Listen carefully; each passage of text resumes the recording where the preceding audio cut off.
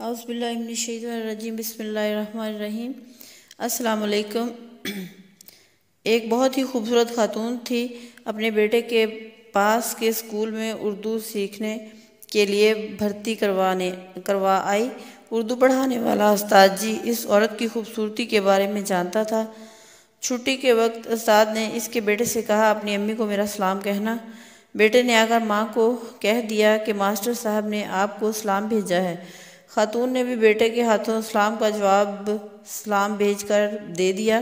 یہ سلسلہ ہفتے بھر چلا۔ خاتون نے شوہر سے مشورہ کیا کہ اگلے دن بیٹے سے استاد جی کو کہلوایا کہ امی نے شام کو گھر پر بلایا ہے۔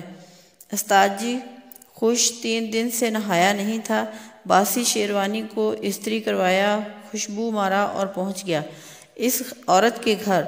خاتون نے پہلے آؤ بھگت کی، چائے ناشتہ کروایا، پھر بیٹے کی تعلیم کے بارے میں معلومات لی۔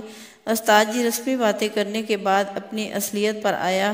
کہا، ماشاءاللہ آپ کو خدا نے بڑی فرصت میں تراشا ہے لیڈی۔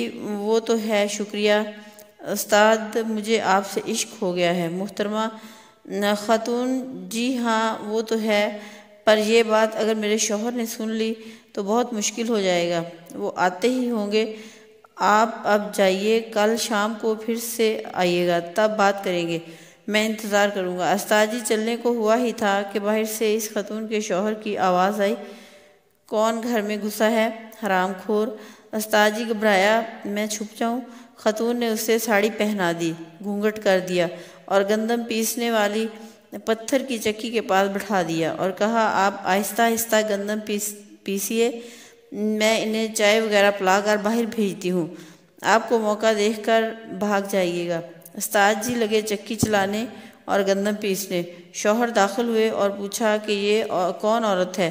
خاتون، پڑوس میں نئے کرایہ دار آئے ہیں، ان کی بیوی ہے، گندم پیسنے آئی ہے۔